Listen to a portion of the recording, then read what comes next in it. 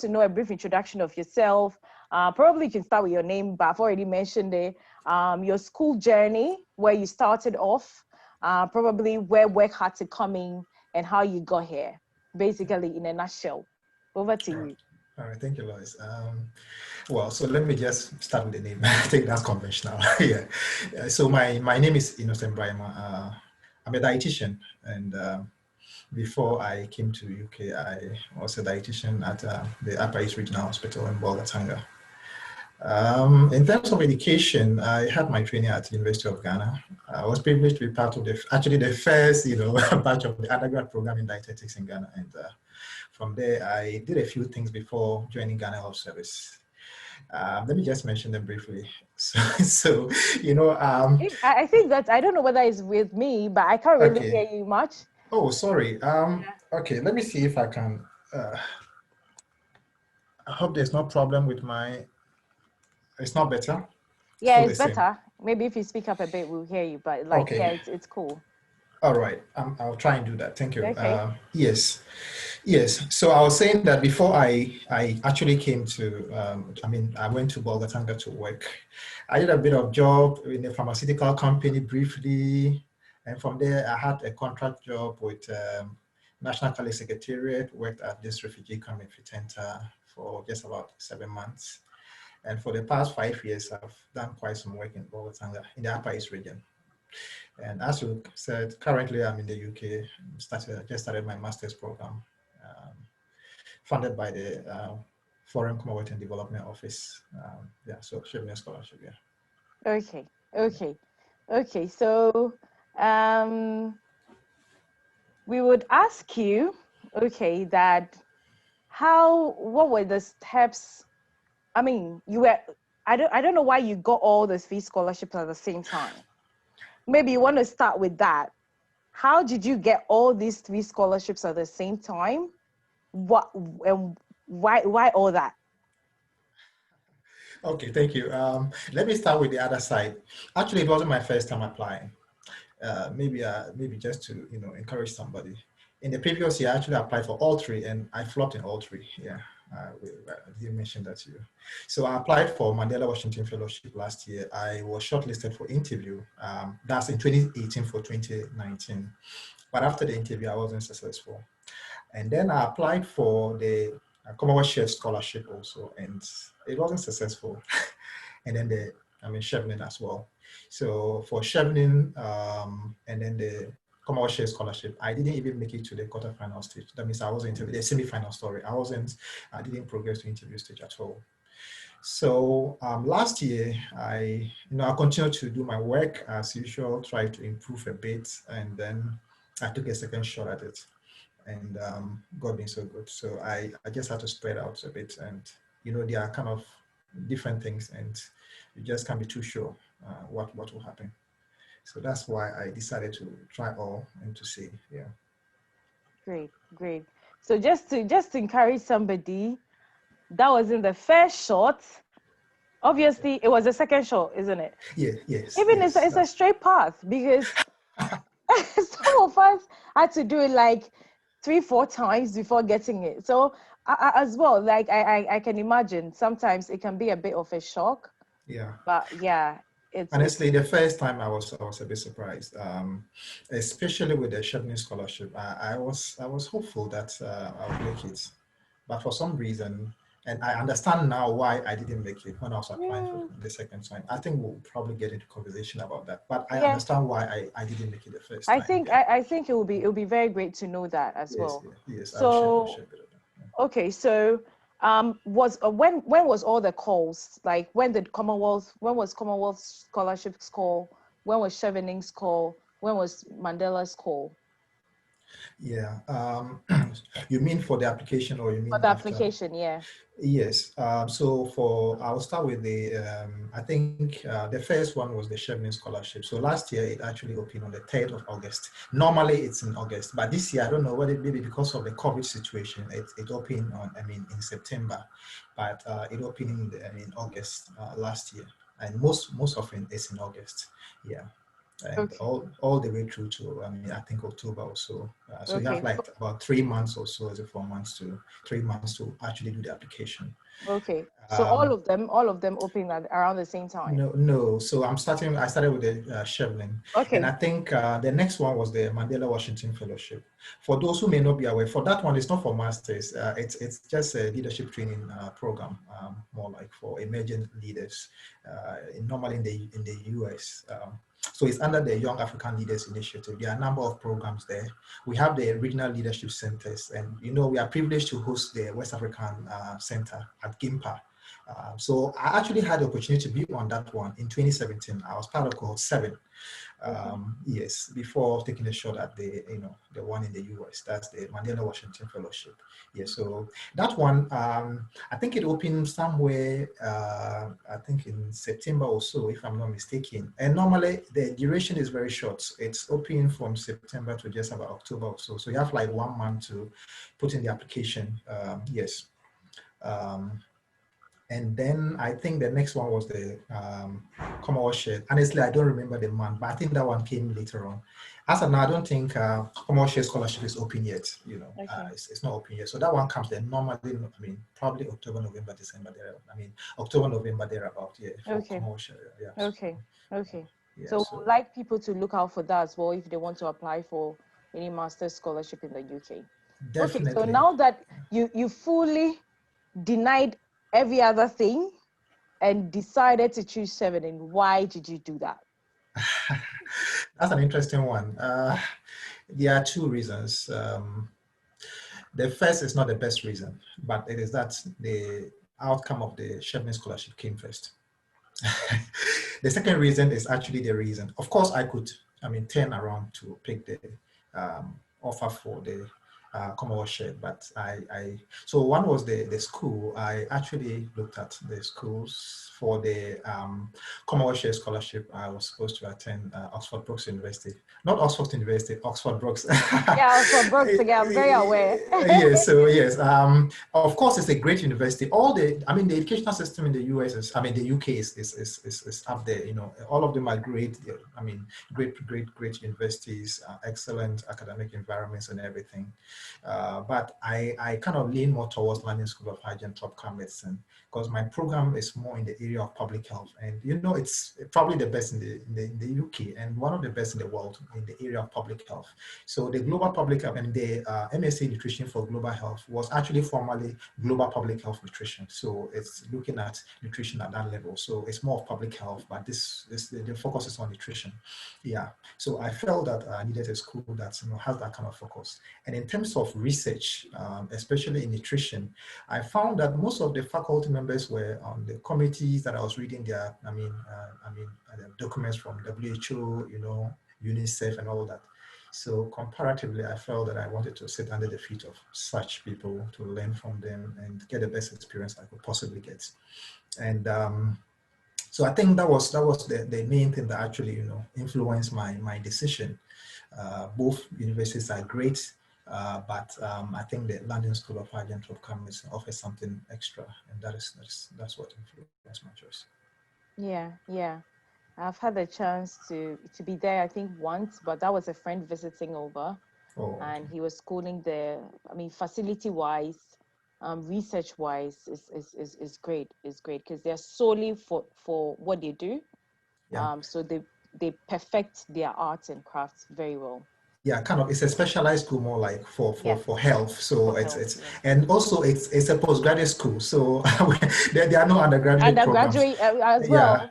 So So I think it's just like my school as well. yeah, So all the undergraduates and all. So anyone that you yeah. meet on campus is a PhD student. Even that one, the master students are not even on campus, Oh, but I they see. are placed. Those that have to do like research and stuff like that, they I come see. around. But those Okay. course wise, they are not. So anyone you Yeah. see walking around, don't get it twisted. It might either be a faculty member or is Yeah. a PhD student trying to Yeah. figure themselves around. I Yeah. see. Yeah. Yeah. Yeah, great. Yeah. Yeah. Okay, so just to touch on the whole Chevening application, I'm sure some people will be very much interested. If you weren't here last week, do go back on my last week video. We spoke intensively about Chevening. I got to meet, like, talk to him after that, right after when I'd prepare the flyer and everything. So I was like, oh, I'm going to bring him onto a separate session because his own is a serious case. So, so for Chevening scholarship is open. It's still open to the 3rd of November. And one That's of very the good. things that you really need to get on points for Chevening scholarship application is your essays. Yeah. So I'm sure by him sharing a bit of how he went about his essays, you can also be drafting your proposal in your head. If you have seen an application and you want to go for it, be drafting the proposals. If you're here, I've seen that some people have asked some questions. We're going to take all questions after the session. So still stay tuned if you want an answer to your question. So over to you, Innocent. So what did you think you wrote? Okay, just as a highlight. So the essays are into 4 parts: the leadership part, the networking part, why you wanted to study in the UK and the course, and probably your short and long-term goals. Those are the 4 essays you need to write. Maybe there are other things, he'll talk about them. So how do you think you targeted your leadership essay as much as possible to get you where you are? All right, thanks, Lois. So fortunately for me, I have the experience of writing the essay that was not successful and then writing one that was successful. So I think I'll share a bit of that. So let me start with the unsuccessful one, what I think I got wrong the first time. Yes, so basically, you have just 500 words limit for each of the essays, the 4 essays. And 500 words is quite just like a page or less. And so you might have a lot to write sometimes. Yeah, I think that was so the first time what I did was that I was trying to say a lot. So in the end, I ended up saying nothing. So maybe just mention, okay, dietitian at Applied Regional Hospital. Then that kind of touch and go. I never, delve into what I did there, the changes that I brought in, the innovations that I brought in, how my contribution made a difference. I attempted doing that, but when I finished, I noticed that the leadership essay alone was almost 2,000 words, Yes. So when I wrote the essay, yeah. So in my attempt to scale it down to 500 words, I started taking off much of the content from each of the leadership examples that I had, because I had so many examples that I've done many things in. I was trying to box all of them in. And so in trying to reduce, I took off all the content, and all that was left was that, okay, senior dietitian at Upper East Regional Hospital. Then I just jump onto the next one and then the next one. When you do that, I mean, obviously it will be so empty and you will not show forth any results. Remember, it's a merit-based scholarship and they are looking for people who are making a difference. So you have to demonstrate that. The key thing is to demonstrate how you are making that difference with example, tangible examples. So first thing is just to focus on maybe maximum 2-3 examples so that you can have the space to actually be able to bring up all the aspects to it. So normally, I'm sure the previous people spoke about it, but the STAR approach is just the best thing to do: situation, task, action, and then results. So for instance, as a dietitian at the Upper East Regional Hospital, when I got there, what I noticed was that generally clinical nutrition care was on the low because I was the first qualified dietitian to go there. I mean, at the time. So at the time, there was no qualified dietitian, who was working in Upper East Regional Hospital. And actually, that was the motivation to even go there in the first place. And so I touched on that aspect of it. What influenced my decision to go there? And that is very important because as a leader, you have to make some sacrifice. You are looking for where you can effectively make a change. So, and I took myself there. So I had opportunity to be in other places, but I chose to go there. So I started my essay from that point. And then when I got there, I noticed that there were a number of issues. One, high mortality among children with malnutrition. And what was sad was that everything that was needed to take care of these children so that they don't die was available, because all the feeds and everything provided by UNICEF. And yet there was no, the technical expertise to utilize these resources to prevent the deaths was the challenge. So I had to, step in strongly. Secondly, there was the need for that kind of teamwork to happen, because I'm just taking an aspect anyway. That is not the whole story. I'm taking only that aspect of malnutrition. So with the malnutrition, one other thing I noticed was that there's a medical aspect of treating the malnutrition. There's a nursing care, and then there's also the nutritional aspect of it. So when I started trying to improve the nutrition aspect, yes, there was some results, but there was no coherence. There was no, the nursing aspect was down. The medical aspect was also somehow down. So because of that, despite the effort, you see that, still the results were not coming. I have to do a bit of extra time. Sometimes you have to do part of the nursing care, and even sometimes attempt being part of the medical care just to get the results that are needed. And so things started working well, and we saw that okay, deaths had reduced drastically. I think in the whole of, I went in 2015. In 2016, we lost one child, but previously we were doing far more, probably 10 kids or more in a year. But in 2016, we lost just one child, and that was a really bad case anyway, and I don't want to go into. And apart from my facility, I spread out a bit into other parts of the region, areas where there were high rates of malnutrition, to make some few inputs from time to time to help improve on the situation. So in my essay, I touched on that aspect of it. And then another aspect I touched on was the fact that with people who have chronic conditions that require nutrition interventions, like people with diabetes, hypertension, renal problems, gout, those kind of things, there was no care. So what it means is if you're in the Upper East region and you had any of these conditions that needed the input of a dietitian, you have to travel somewhere. Perhaps the places you could go was Tamale, and all that. So by being there and setting up the units, I provided that service. And what I did was I went around voluntarily to go and sensitize people about my presence. And interestingly, I'll go to an organization and I have to write a letter to them to come and give them a free service. Like, I want to come and talk to you about nutrition and what. So I have to, more like write to them, and then they permit me to then come. But it was okay. I did, and so so that brought work. So I was bringing work upon myself in a way. Somebody would just relax and say, okay, with public sector, your salary will always come anyway. I mean, the month will end, you just get a message that you've been paid, whether nobody's measuring your output and paying you accordingly. But I felt that I needed to do more. So I went around and all that, created awareness and all that, So these were some of the things. Aside from that, I also wrote about certain innovations that I brought, which were not necessarily, part of my job description. For instance, in 2017, I attempted something. I said, look, we need to exercise. So as health workers, we need to improve our health and show an example. So I started this Keep Fit Club, trying to mobilize for Saturday Keep Fit activities and all that. And it picked up well. I think that it's even collapsed, but we started it and it was doing pretty well. Another thing I did was that in 2017, I think we did a first time World Diabetes Day celebration, and it was a massive success. I recall that there was one journalist that passed on. I think there was a rumor that it was diabetes, or so I've forgotten the name, Kappa or something. Some journalist. Yeah.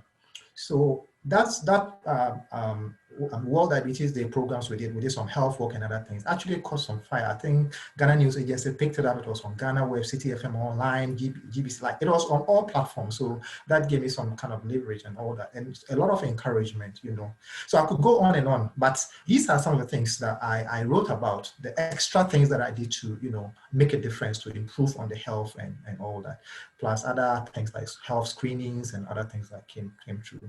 So I focus a bit on these kind of aspects, those things that I did extra, especially the little extra things, not so much on the normal job description or what everybody would do, just going the extra mile. So I think my essay captured a bit of that. Yeah. And fortunately for me, I had a recognition. So one thing that people have to know is that in the leadership aspect, if you had any recognition because of the impact of your work, it is the best place to put that in. So in 2017, Ghana was celebrating its 60th anniversary, and Coca-Cola sponsored a certain award. So it was the Coca-Cola Young Achievers Award. So so they were awarding top 60 young Ghanaians below the age of 35. So I think they had several sectors. So in the health sector, I think we're like 10. They had like about 6 sectors that were covered. And I was part of the 10 in the health sector. So I was part of the 6. Someone nominated me. So I was there one day and I just had a call, and Charterhouse was the one that actually organized it. So I thought it was a scam, but there's to cut loss, the story short, I went through and then eventually, so I was part of that. So I put that in the essay as well, to at least as one of the things that I indicated for as a recognition that I had. So that was it. And then the networking, Lois, we met. Coming with the leadership. So mostly, yes, a lot of the things were more like passion driven. Yes. So things that, you weren't even being paid for. Exactly. You opted to do them. and someone was telling me that maybe did you have a goal to apply for Chevening? So because of that, you were doing those little things, or probably you were doing those little things and this came your way and it just fell in line and you just felt like applying. Honestly speaking, I never thought of Chevening at the time. This is 2015. Remember, I applied in 2018 the first time. At the time, I didn't know. I wouldn't say, I think I knew about Chevening anyway. I heard about it, but I never even took an interest in what it is and all that. I just knew there was something like Chevening, but I wasn't. So actually, I just saw the need to make a difference. If I have the opportunity to step back a bit, I mentioned to you that the reason I even went to APIS in the first place was because there was no one there. I Yeah. just felt I needed to, do it, And I recall that when I was in Accra, I was working in a pharmaceutical company, and actually putting all my benefits together, it was actually better than where I picked up the second place. When I went to the refugee camp to work, it was just because I wanted to move back into nutrition. I felt that, no disrespect to pharmacy, it's great, but I felt that the impact of nutrition could be greater than what I was doing with the pharmacy thing. So I had to leave that job and then take up that job. And then eventually decided to go to the APIS region. So I did it because I felt there was a need to make that difference. I couldn't watch on and kids were dying and people just need knowledge to make little changes in their lives to improve their health. And I had the knowledge and skills to be able to do it. So I put my time into it and I was fulfilled by the fact that, it was making a lot of difference. So the fulfillment is not the Chevening Scholarship, honestly. The fulfillment is a difference that otherwise I could have left APIS a long time ago. Yeah. Yeah, but I stayed Yeah. on for 5 years. I was there working with all the challenges. The worst thing is that sometimes you feel you're not getting the support that you need to Yeah. even do the things you're doing. But because of the impact that I was seeing, that actually kept me going. So I think that the Chevening Scholarship, it's really what it is. And I have the privilege of reviewing a few essays, and I feel that if you are, passionate about something, it even flows into your essay as well. It's different when Yeah. you're doing it on purpose for just the scholarship. It's fine Yeah. if people do that, but for me, it was just a natural occurrence that this is what Yeah. I wanted to do, and that is what Chevening Scholarship is looking for. And then it's more like just, We're some fitting in. convergence. Yes, Exactly. Yeah. fitting So in. yeah. Yeah. So for the networking essay, did you write my name in it? Because I was one of your networks. Well, I told you it's 500 words, so, so I wish I could, but I was focusing more on the networks that I had explored to make a bigger impact out. So yeah, definitely it was great meeting you, and we kept conversations going, kept encouraging. I remember sometimes when I was sitting up late at night to do other things, and you also do your own stuff and all that. Yeah, but for the networking, like I said, basically you can't do it without you. All these things I'm talking about, I couldn't have done them all by myself. I have to be honest. You need ideas, you need Yeah. support, you need Yeah. that kind of, so really, and that it's not surprising that Chevening Scholarship focuses on networking a lot. I'm not surprised because for me it's been great. So first of all, when I was doing all this, one of the things I noticed was that, look, I needed a certain skill, a certain skill. So Lois, we met in Accra because I was on a 10 weeks program. There was this health innovation program at Impact Hub. And I applied for it at the nick of time. I must confess, I clicked the submit button at 11:59 PM, and then the deadline was the 12 12. a.m. That yeah. I've done it so many times. Yeah, and let me tell those who are watching, let me tell you this. I thought I wasn't qualified for that program because I didn't have a master's degree. So when I saw the advert, they said, "Oh, you must have a master's degree." So I decided not to apply. Until the nick of time, I felt, okay, what do I lose if I apply? Yeah, I'll spend some time, but let me just do this. Interestingly, I was shortly among 4 people, and it was amazing going there. And then I was in the midst of the masters people, but we all did our work, and I'm proud to say that yes, I think my work stood out actually. I must say, yes. So I was on that program because I wanted to learn a bit more about health innovation. How can we do with the little resources that we have? How can we apply research? Because I noticed that it's not about just going out there and talking. I wanted to add a bit of research component to what I was doing, analyze things. So if how is the trends, how are patients coming through, like things like that, And I also wanted to meet people. people who were doing great things in their fields and all that. So that TMS program was great. And then later on, it turned out that I used that opportunity of meeting the director of the program, Emily Sheldon. I mean, yeah, I think now it's called the Africa Health Innovation Program. Then it was just the Health Innovation Program, where it's now like an NGO or something like yeah. And then they had a program at Liverpool School of Tropical Medicine that they were piloting. They were picking like 5 startups or like in every, I mean, in 3 locations. And I think Upper East was part. I mean, I think Accra, some few other places were part. So because of that connection I had with Emily, Emily decided to come and do a training for the staff in Upper East region, I mean, the hospital particularly, on health innovation, you know, working with little resources and achieving more, you know. It was a very successful program. And I had a startup that was actually, accepted as part of that program, you know. So I spoke about that experience, how it helped me in my work, as well as how I was able to, you know, utilize that connection I had with the director of the program, the good relationship that we had, for her to come to Upper East region at her own cost to do a program, train the staff, you know, and even give opportunity for 5 people in the Upper East region to actually benefit from a program that they were doing, you know, so stuff like that. Then the second one that I spoke about, I think, was about my collaboration with one of my Yali colleagues.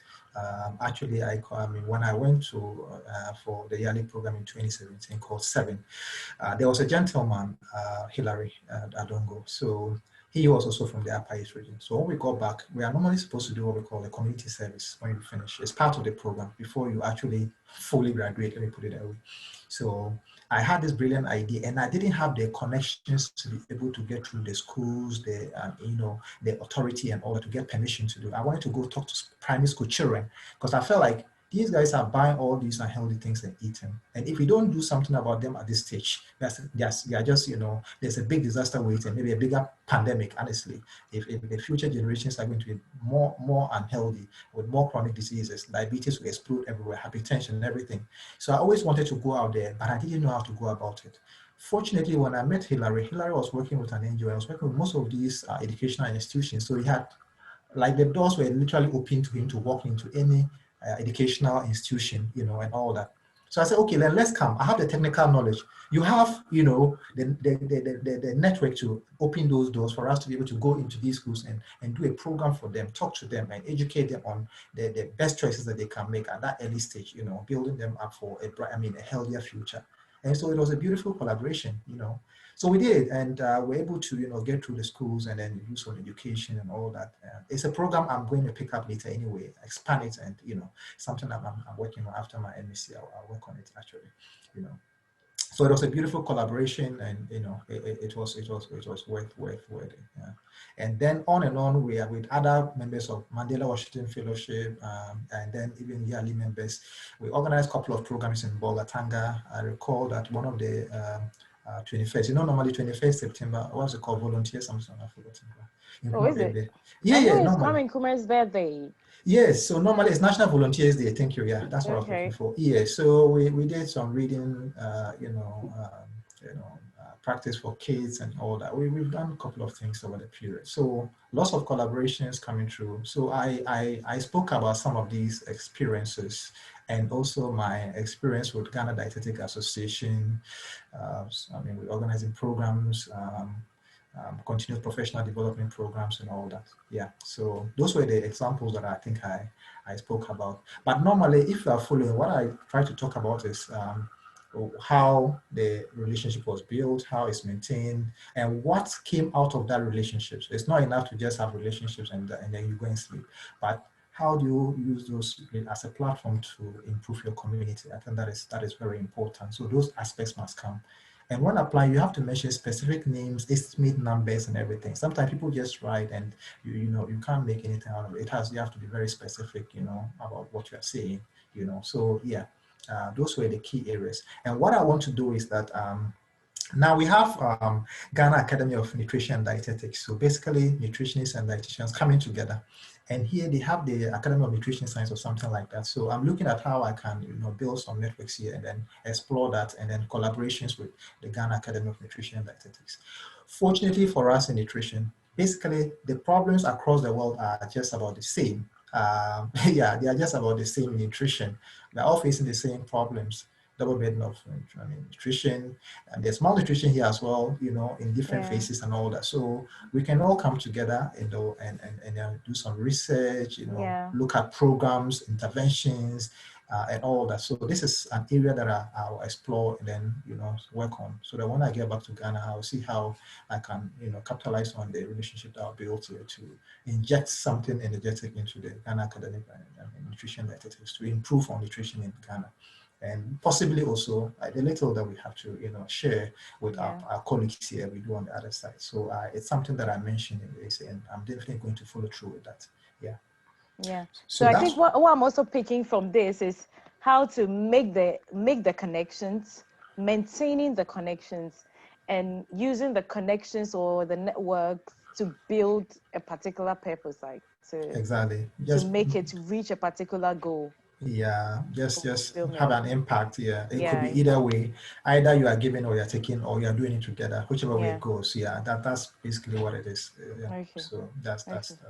So how did you also answer why the course, why the study, why to study in the UK? I mean, I can foresee what you wrote, because your speaking alone has showed the coherence. Like I can feel the coherence in it, because one thing is lying on the other. Yeah, The networks is lying on where you have been in Bolgatanga, what you did there, and how through that you were connected to all these people to help that particular purpose. So now I want to ask the question: why study in the UK? Why the course? And I think there's something else, if you can remind me, that session of the yeah, application. yeah, yeah. So with that one, basically, normally you're supposed to, you have three choices. I wouldn't say three courses or three, but it depends. You can choose more than one course from one university. In fact, all three courses from one university, if possible.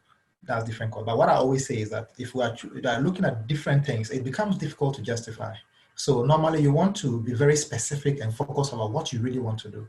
Now, one thing is that you need to know what you really want from these scholarships before you even start applying. If you are not sure what you want. I recall that somebody WhatsApp me about the scholarship, and I was like, doesn't even know what to do. I said, well, you don't even know what you want. I mean, so why apply for the scholarship in the first place? And that means that it's going to be difficult to even write your essays because you don't even know Yeah, what you are looking for. You need to yeah, know what you are looking for in the first place. So yeah, yeah.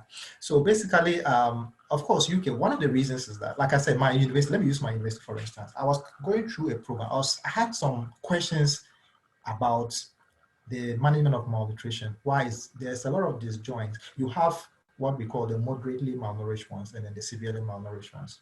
Now, there were programs targeting the moderately malnourished people. If people are moderately malnourished and you don't do anything about it, they'll slip into the severe stage. yeah, And it will cost you more to manage the severe stage. yeah, And then it may also lead to deaths. And normally the longer you stay in any this kind of state, the bigger the impact. And for kids particularly, sometimes it's even irreversible. So I was questioning why we can't have a program that in a way sort of try to solve the two. And I came across a paper, and guess what? The leader of that research work was actually my course director, Dr. Marco. So I was like, oh, okay, London School of Hygiene and Commerce. Okay, that's great. Then I recalled I was reading some other thing in UNICEF website. Then I saw another, Dr. Something, London School of Hygiene and Commerce in UK. I said, okay, great. Okay, these guys are doing this. I want to learn under these people. So that was one of the things. So I mean, everywhere is great. You talked about Netherlands, it's great. It's one of the places that I didn't even talk about that. I applied to Wageningen University of, and Research, that university, it's their best university anyway, So I did apply, I got the offer, but I think I was looking for a particular scholarship I didn't get. They nominated me for another scholarship, but I wasn't interested in that one. So I didn't even apply for the scholarship. Yeah.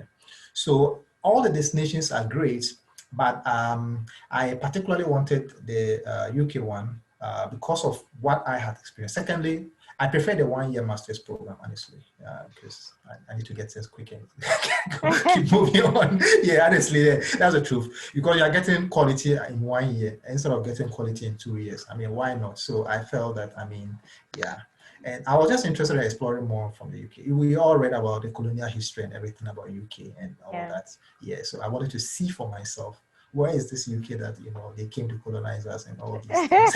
We read, it's trivia, but yeah, it's one of the the things that I actually consider. But basically, I also know that UK is one of the places that you have lots of other countries come in, more like, you know, cosmopolitan, Yeah, highly very, cosmopolitan. very, very, Yeah, very.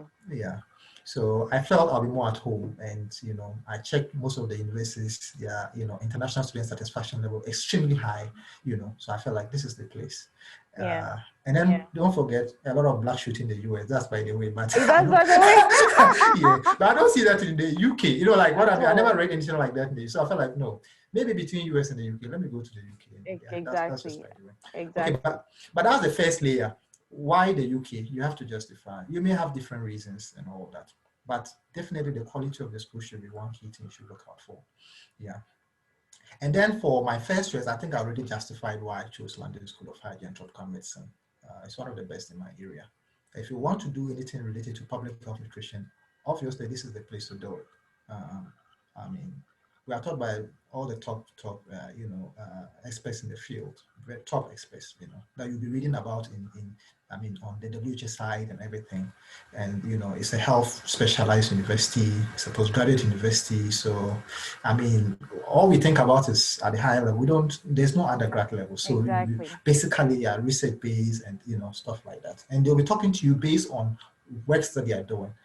Most of my lectures so far, they don't come tell you what are the benefits of protein. No, they are telling you Hey, about researches that they've done, you know, yeah, and they are benefit showing of you the protein. result. No, I'm just using that as an Yeah, example. yeah, yeah. I mean, That's like how some people teach teach. Yeah, and yeah, yeah. listings. I know what you're talking about. Yeah, yeah. But these guys are talking about the researches that they've done into the protein and what results they Yeah, got and all those. That's how they teach you, you know, yeah, so you can see the difference, you know, so it's massive. So yeah, yeah. And finally, on all my programs were more of public health nutrition. That was what I was focusing on. I was just building on what I had been doing. So normally we have two ways of looking at it. You have the downstream. So I was doing the downstream nutrition at the individual level. Dietetics is more of like counseling, one-on-one. But you know, I had some interest, so I was going beyond the one-on-one and trying to do the public health aspects. But I didn't have the training, so obviously I didn't have the full capacity to do what I was doing. So, and I also felt that health should flow from the community to the individual level and not from the individual level. You can't keep telling people, oh, eat well, but their environment doesn't permit them to eat well. It doesn't make sense. It can't work. And that is what we try to do at the individual. I'm not saying it's not important. It is important. But after 5 years of working in that field and knowing the challenges that my clients go through, I felt that I needed to look at it at the population level, you know. So that is why I chose the public health nutrition aspects to understand how to, you know, deal with issues at the population level. Once you deal with it at that level, it flows down to the individual level, and you achieve what you want to achieve without trying to give specific things. People will eat this specific thing. No, you don't need to do that. The environment is healthy enough, people will live healthy lives, and that is the way to go. People don't want restrictions and all that, you know. yeah, Yeah. So yeah. Yeah, so yeah. that's it for Yeah, I that think aspect. before going to your short-term and long-term goals, which Yeah. I think you've even spoken about it in the Yeah, I think I'm done with that. We won't go there. someone asked a question, yeah, and I want us to go. Please don't mind the way we are drinking water because Sorry. Yeah, yeah. we have a very huge humidifier that drains our water out of our body. So we need to be Yeah. drinking water to dehydrate, Yeah, thank you. hydrate. So someone asked that the health sector always win all the scholarship, but I'm into finance, and how can I win a Chevening with my finance impact? Oh, well, so I'm not sure if what the person said is true, that it Yeah, wins all the scholarship. Even the scholarship you read out, I think there were several categories and several disciplines that were mentioned. I mean, the Maastricht one, I'm just using that. I'll come to the Chevening. But you yeah, know, you mentioned that Chevening is not biased towards any particular of place. course. But this is the key thing that you have to notice. First of all, it is funded by the United Kingdom. I mean, the government. Let me say it's more like a government scholarship. And normally the UK have things that they do in every country. They have priority areas in every country. So when you're applying for Chevening scholarship, you definitely have to check what the priority area of the UK government is. And you must necessarily, so I'm more like answering the last question because that is where we talk about these ones. you must have you have to look at the link between what you want to do and the priority area of the UK government in the respective country, in this case Ghana, And I don't think that the UK government is doing only things in the, they're looking at poverty reduction. So I recall that one of my colleagues at Yale, he even got it the year that I applied and didn't get. I think he was more into entrepreneurship or something like that. Yeah. And that's more like finance and all that. So Yeah. like I said, if you know the purpose that you want to achieve with getting the masters, it shouldn't be difficult, but you must find a way of justifying and find a way of linking it up to one of the priority areas, which you can research. You just Google away, you find all the priority areas that are there. I didn't find even specific things in health, but what I tried to link what I was trying to do was that they're looking at, women empowerment. And nutrition is a core component of women empowerment. So I didn't find nutrition there, but I know that if we improve nutrition, you empower women. The second thing is that they're looking at poverty reduction, for instance. And poverty reduction, how do you reduce poverty when people are malnourished?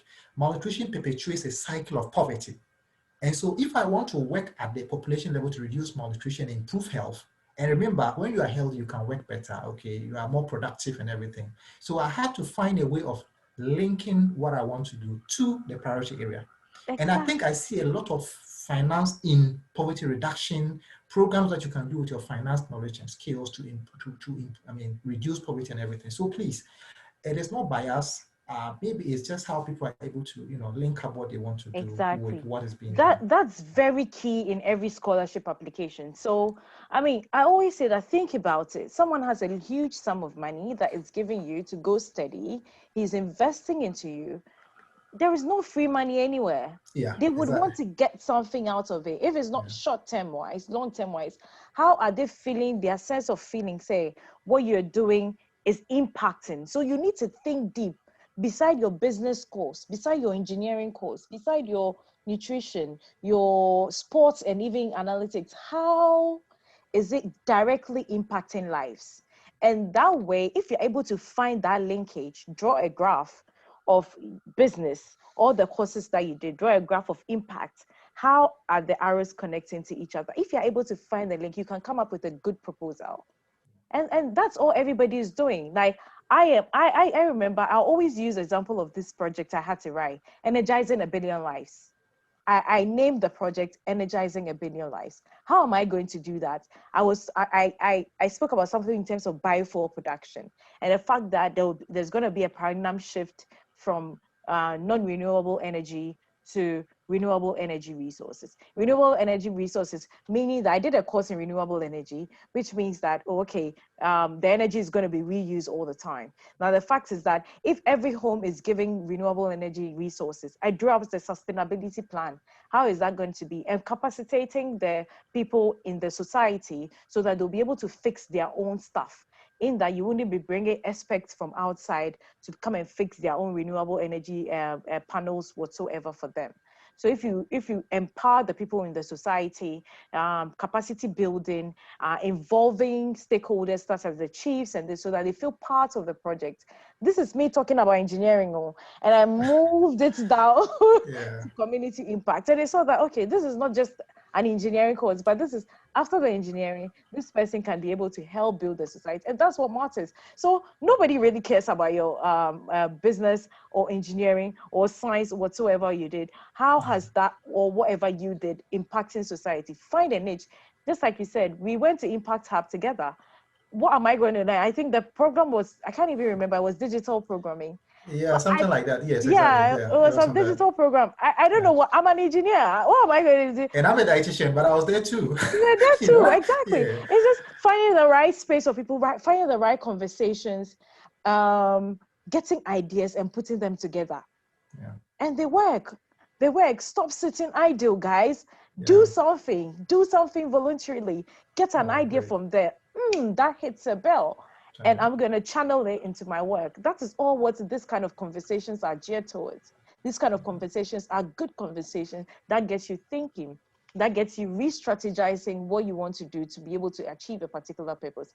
Let me not say much, else I'm going to take the whole conversation from you. Oh, no, it's beautiful. I think it's perfect. Okay.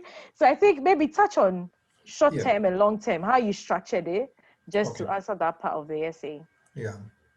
So just to corroborate what you said is on point. So you don't have to work 5 years in any place to get it. Look, I met a friend when I went to apply for my visa for our biometrics, when we had to go for our biometrics to be taken. She's at the University of Reading. She just completed a national service this year. This year, I mean, like those who just finished the national service, and she got a Commonwealth Share Scholarship too, and she's currently in, University of Reading. So point is, I worked for 5 years. I did all these things. That is not to tell you that if you haven't worked for 5 years, you shouldn't apply for, these scholarships. You have to. But what I think is most important is that you must know what you really are looking for. You have to know what you want. What is that you want to do? And like she said, you volunteer. In fact, I think they love the fact that you volunteer more than even if it's your work. And Yeah. and when I was writing, I didn't even write about my work. I was writing about the volunteer work I did within my work. That is what works, not the work that I did. If I probably wrote what I was doing in the normal scheme of things, I probably wouldn't have been successful with a scholarship, with all the 5 years of work that I did in Paris. So the focus was on the volunteer work that I did, the extra work. That is volunteer because I wasn't paid for it. And volunteer can even be paid, doesn't matter. So please, just you can be in school, first year, whatever. People can, by the time they are finishing their 4 year, they have cumulative experience more than somebody who's been working for 5 years. It is possible. So please, yeah, it's very important. Now to the long-term and short-term. Like I said, I think I've covered pretty much of it. I don't know what to say. But in the short term, so what I actually wrote, because this is a personal experience I'm just sharing, I think, yeah. So my short term is that when I'm done with the 1 year, I'll definitely go back to the archives. I have unfinished business. So the unfinished business is that now I'm going to attempt trying to, scale up some of the public health aspects that I was trying to do. One is the nutrition. I want to do a school nutrition program. I know there have been attempts in certain parts of the country to try this. It doesn't seem to work so well. So I'm really trying to, so whilst I'm doing this 1 year, I'll be drawing up the program, a school nutrition program. And what I want to do, the aim is that I want to ensure that in the next, 10 years, 20 years, we should have more healthy people, than we have where we are. So looking at how to, educate them, to make right choices, looking at the school environments, because if we educate people, and like I said, the environment doesn't, enable them to do it, they wouldn't. So I'm working with the schools. I've tried one school in Bolgatanga and it seemed to work. They even have like a fruit day and all that. So, we teach them about the benefits of eating fruits and vegetables, stuff like that. And we're trying to stop the sale of all these sugary and healthy things in the school environment. So when you get to the school environments, you see fruits and other things, being sold around, the things that will make it easier for them to, make those healthy choices. And we are working with it's a private school actually, and they have like a kitchen, they cook for them. So I'm working with them to improve on their menus, like menus that are nutritious and healthy actually, so that is just what I piloted it to see if it's possible. And I thought it's a great thing and it will work. So when I get back, I'm going to scale up this one, I'm also looking at the business aspect of it. So before I came, I piloted this, a restaurant kind of thing. And I was looking at only healthy meals and also specialized meals for people. So like, for instance, you have a certain health condition and your food must be, modified in a certain way. Generally in Ghana, you won't find a place where I go, oh, I have this condition and I don't have to take this. You might not get what you want. So we're looking at that aspect, but I don't want to go much. So I piloted it and I'll restart it. So to help improve. And also, we're doing a bit of research. I want to do more research because mostly in the clinical field, we are just doing our own thing. And then the academic work well too. They're also doing something. Most of the time, the work they do in the academic world, sometimes we can't use it because they are not the pertinent issues or problems that we face in the clinical field. So somebody picks up a research topic, goes through all the procedure, does it, publishes, and it's sitting there. Nobody uses it because it's not relevant for our clinical practice. But after practicing for 5 years, I know some of the areas that I wish there was more, knowledge on or exposure on. So I'll be infusing some bit of research, of course, with collaborations with the academic people, to be able to unravel some of the things that I've experienced over the past 5 years. So I spoke about that. And then training. I can't do it all by myself. So basically, I'll be engaging a lot of, other nutrition professionals, exposing them to some of the concepts that I have, and all that, so that together we can work together to improve. So those were some of the short-term things that are indicated. So the next, 2 years normally, and all that. In the long term, obviously, I love to teach. I will actually do some teaching. I was doing some part-time teaching in Nalerigo. There's this dietetic Wow. internship program, dietetic assistantship program in Nalerigo. That's the first of it in Ghana. We don't have dietetic assistants in Ghana. So you have dietitians working as dietitian and working as dietetic assistant. So sometimes it can get overwhelming and Yeah. you end up not focusing on what you're supposed to do, because normally at the lower end, if it doesn't happen, you won't get it at the higher end. So by the time you focus on the lower end, you haven't done your actual work. Yeah. So we are not practicing it to the level that we should practice. Generally in Ghana, I have to be honest, dietetic practice is not at that level. But that's not because we are not trained to do it. We are trained, but by the time you begin to look at the little things that the assistant can do, you don't get to the other level. Exactly. So the program was supposed to bridge that, and I was privileged to be on the program. And I love the teaching aspect. So in the long term, looking at the research and all these interventions and programs, obviously, I'll be looking at maybe pursuing a terminal degree. I don't know whether PhD is now terminal. It's no longer terminal. We have postdoc and all these things. It's no longer terminal, though. I remember when I was little, it's like, oh, when you finish degree, you're finished. Yeah. Then now you did master's. And the moment you enter into a master's class, they tell you that it's really nothing. At this point, they'll guide you. So I was like, so when will you really do something? Yeah, you're not starting.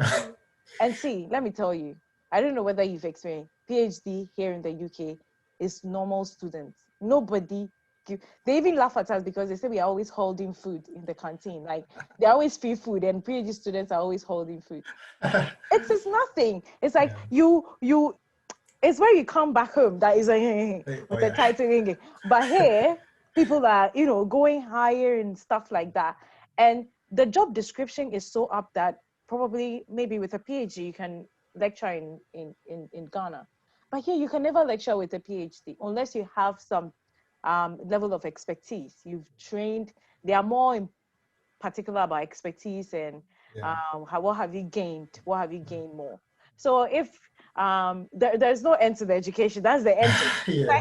If you want to do terminal degree, maybe you go and later you never finish. You realize that they said there's a research fellow, there's a research associate. Then now you become, maybe after 10 years or something, you become a professor.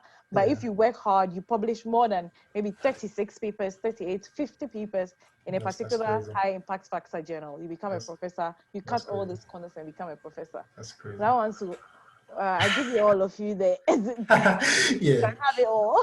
Yeah. This place, let me say this. I think it's generally one of the things that most people just, a long time I want to do PhD. Well, not necessarily. I think it wasn't the default thing.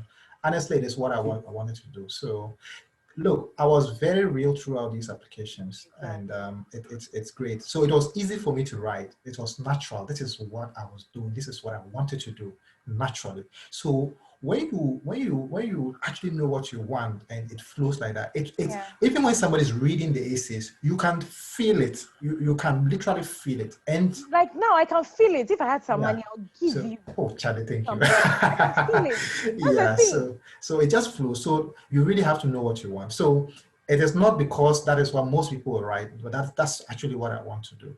I want to contribute knowledge. Like I said, I started with the individual level. I'm going to the population level. And after all these experiences, it is the best time to look at a higher level of trying to, bring in more research. Don't forget, when we're going to school in Ghana, or we're using manual of dietetic practice in school. Even in my practice, I use manual of dietetic practice. You know where it's the UK thing. That is the British Dietetic Association book. That's more like the handbook for their dietitian in the UK. And that is what I have to, that's my reference book in Ghana. Come on, just imagine. It doesn't make sense, You will not find any serious, research that is really contributing so much coming from there. We have very little research. And in fact, the last time I checked it's like we contribute just like about 1% or even less of research. Yeah. So can you imagine, less than 1%. We don't literally, that's Africa. That's Africa as a whole, and Ghana might just be nothing, So we can challenge ourselves to do something. I want to be able to do something. We have to know our food. We have to understand what we are talking about. Otherwise, we can't make recommendations. Yesterday, I had an assignment to do. And the assignment was that we should look at vitamin D policy. Hell, we don't have, any, what do you call it, micronutrient policy in Ghana, supplements, a policy. There's nothing like that. Any sunlight. Yeah, but even in the larger scheme, not just vitamin D, but even with that, we need to understand, is the sunlight enough? Is it not enough? What is it? We need to Yeah. still know. The funny thing that, in fact, supplements in general, we don't have any policy in Ghana regulating No. these supplement thing and all that. I said No. I couldn't find, I tried to reach out to, senior colleagues and they told me point blank, who have done research in micronutrients, like the vitamins, and there is nothing like that. And I'm like, no, this is sick. And this is a group of people. We had Italy, we had US, we had UK, like, so we wanted to look at the case of Ghana, and nothing was there. So that's sad, right? So we can begin to look at it. Otherwise, it's difficult to be advised by people. You are sitting there, you're advising, you don't know what you're really saying. I mean, it doesn't make sense. So that is why I want to do the PhD. I think that something is being done. I want to add up to those who are doing all these things so that gradually over time, with the little contributions, we can make a difference. And also the policies. Worst thing is that somebody sits in the UK, we've discussed that in our class, somebody sits in the UK and then comes to Africa and then begin to tell us what kind of policies we should implement for our nutrition programs. The person doesn't even understand what he or she is talking about. I have been there. I've worked with the system. I live there. I eat what is there. I know what is there. If I learn at this high level, I should be able to make policies that resonate with the people, looking at all the cultural issues and everything that I understand very well, and not just reading something in the book. This is something I've lived, I've experienced. So I want to contribute to good policies, programs and interventions that really can, improve on our nutrition situation. We are not doing well. We are not doing well. Point blank. Yes, we have to step up. And I think something is being done gradually over the period. I just want to add up to what is being done to maybe my little contribution can push it to a certain level, and then more people will continue. So that's my long term really. So policies, issues, higher education, higher research on some of the issues. So that's it. Thank you so much. Thank you, Innocent. Viewers, if you're watching, I can see all of you here. I can see quite a number of people here listening. If you have questions, do drop in your questions. If you're loving the session, do send a thumbs up. Let's know that you're loving the session. If you're picking one or two things, write them down and start, strategically writing your essays or gearing towards your 2021 application. And I'm hoping that all the 22 plus people I see here, 25 plus people I see here, you are all going to start some application whatsoever. I want to see my DM that we've started an application. This session was helpful and it helped in that as well. So, okay, someone has asked the question, but let's just see. I'll answer them after because our session is going too long. So what do you think, were you ever intentional? Okay, was there a particular intentional way you had to do in your scholarship application? Like, were you intentional? Like today you sat down. Me like this, my intentional way was that every night I had to apply for more than 5 scholarships. And I looked at the courses, like were there steps you had to take intentionally for your scholarship application? Right. Yeah, obviously, there are so many opportunities out there, but also there are so many people out there chasing those opportunities. So first of all, you have to look for them, know the ones that you're looking for. There are some scholarships I didn't bother myself looking at. Some of them require you to have all the first class and all the excellent grades. Yeah, I got a second class upper. So, obviously that wasn't for me. You have to know what is for you first and foremost. So once you know what it's best for you. So if you look at the Commonwealth Shared, the Mandela Washington Fellowship, you look at the Chevening Scholarship. These are ones that are looking for people who are making a difference, who are potential leaders, and just So that is what I felt that would work in my case. And yes, so when I cataloged them, so what I did was that I knew when they were opening, for instance, and the deadlines and everything, So what I did was I go through, sometimes if it's possible, like for instance, if you are going to apply for Commonwealth Shared, you cannot go to the next page. When you are applying, you fill in one page, you go to the next. You can't go to the next page or see what is ahead when you haven't filled the previous page. So what I know, I just type in something to enable me see through what I am expected to do. So I did that. So I got to know what was expected of me before I started the process. And then I looked at the time that I had available to me. I was like, okay, this is what I have to do. So I divided the tax into smaller portions, drafted all the various essays, and then started gradually and filled. And so what I did was also in the scholarship essay application. Normally, the other things you do apart from the essays, you have to put in your your demographic data and maybe fill in your educational details. And so what I did was I did some of those things. Whilst sometimes when I do the essays and I'm tired, I just go and then fill in some of those. Those ones you don't need to think. It's just about you. Like I just fill them up. So I remember before I even finished the drafts for my Chevening scholarship, I had finished all the other aspects of the application. So all that was needed was just to finish my essays and copy them onto the application system and submit. That was all that was needed. Yeah. So I worked through them, divided the tasks gradually, and I just went through, and fortunately I was able to finish it up. One thing I quite remember was that because they followed each other, I intentionally decided to finish up the Chevening scholarship application earlier so that I could have time to go on to the Commonwealth Share Scholarship. But let me chip in that unfortunately this year there's no application for Mandela Washington Fellowship. Yeah. Yeah, that's because of the COVID situation. Yeah. We have been moved to the next cohort. So 2021, we are now more like 2021 Mandela Washington Fellow. So so there's no application for next year, but hopefully next year to open for 2022. So maybe just watch out for it. Normally around September, you can get it. And yeah. Okay. Yeah. Yeah. So there's been an interesting question. I get a lot of people in my DM asking me. I've been working for a while now. I've been out of school for long. I don't know whether I could apply for a master's and I'll ever get it. And I know you've been out of school, like you didn't follow the right path where maybe right after school you're going straight into a master's. You've worked so many years before going into that. So what advice do you have for people like that? Yeah, so let me just, I actually completed, I went to University of Ghana in 2008 and finished in 2012. So, I mean, that's quite some years. And this is 2020. So like 8 years out of school, that's quite some time. Yeah. So, like I said, there are scholarships that will perfectly fit in when you actually have been out of school for long. And the best examples are what I got, honestly. Chevening scholarship. In fact, this year, there's a woman from Cameroon, 67-year-old teacher from Cameroon, who has Chevening scholarship. 67 years, a retiree. Yes, Wow. she has Chevening scholarship. So the good thing is that there is no age limit for Chevening scholarship. That's a good thing. There are some scholarships that will have, like if you are 32, you can apply, or above 32. Some of them for masters or 35 for PhD, those kind of things. Chevening scholarship doesn't have that. A retiree, a teacher, retiree from Africa, Cameroon, had Chevening scholarship this year. So it's perfectly okay to have worked for many years, and definitely should aim for getting a master's. You improve your capacity to deliver more and to do more and to widen your scope and to broaden your network. I mean, it is, look, I haven't gone around a bit, but to be honest with you, just getting onto the plane, arriving at Heathrow, coming to my hall, I mean, I already had lots of experiences, and I noticed that my brain started opening up, and I started thinking, like looking for solutions to some of the problems back home. I started seeing some of the solutions everywhere.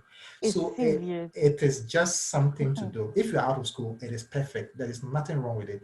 Just, make sure you do the application. You have I more always to say even that write. take time off if you've worked for a while. Yeah. In working, I've had to work for a while where you've like done a bit of little things here and there. Like it follows one pattern. As much as if you are not into much of R&D, research and development areas, or direct impact, it follows one pattern. So you're used to that routine. But until you see other ways of how other people are doing it, you realize that your routine could be changed. And what were the steps that were made to change those routines? It would start making you think widely. Since I have been here, I've been fortunate to be here since 2015 in and out. And there are so many things I radically do because the people here radically take some decisions, okay, and they do them, fail at them, retrogress, and watch what happen, retreat, watch what happen, and move forward, okay? So sometimes it's good to take a step back, apply for something, you'll get a new experience, who knows, you woke up with a dream of being a banker. You're now a banker. You've done it for 6 years, 7 years. Then you went into something called business analytics. Now there's a changing trend of data analytics. Then you're entering into, you're fit for the market. So it's always good to retreat and have a self-reflection of where you're going and where you want to be. I think today we are talking a lot. Okay, that we are just about ending. I think just like you've said to other older folks, look for a scholarship that fits you and apply for them. Change your perspective, meet new people, network, increase your horizon, and you don't know what will come out of your network. Yeah. So final advice for anyone undertaking any. So I talk about the Maastricht scholarship. I don't know whether you've applied for it before. Anyone applying for any scholarship, anyone who feels they are not deemed fit for a scholarship. Before, when you were saying something about your scholarship where they required people with master's degree, I also, when I was doing my master's, like my first year here, I applied for a scholarships for in France, and they were asking for PhDs and people who are finished with.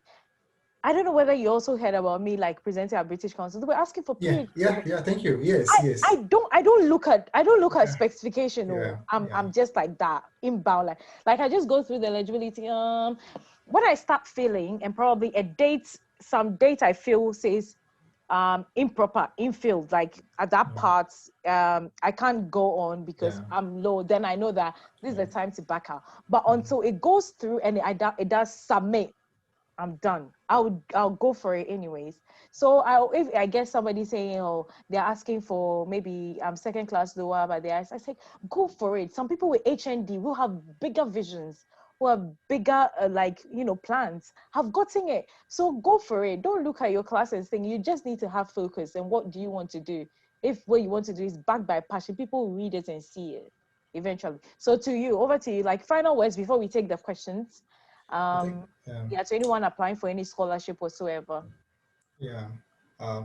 So yes, to be honest with you, it's not an easy task to really, apply. Just like every endeavor in life, there is nothing good that will just fall upon you like that. We all know this. If you want to do well in life, you should be prepared to do some work for it.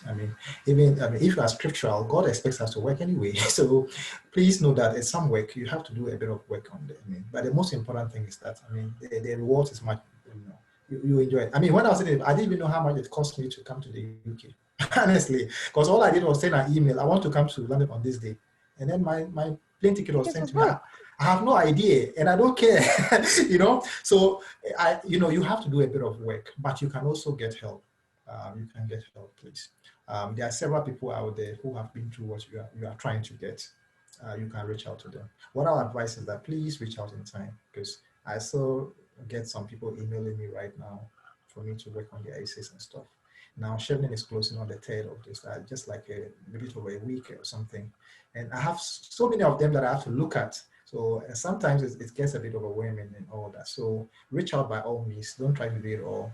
Like I told you, all that I didn't do them all by myself. I had a few people coming in to give me some help here and there and all that.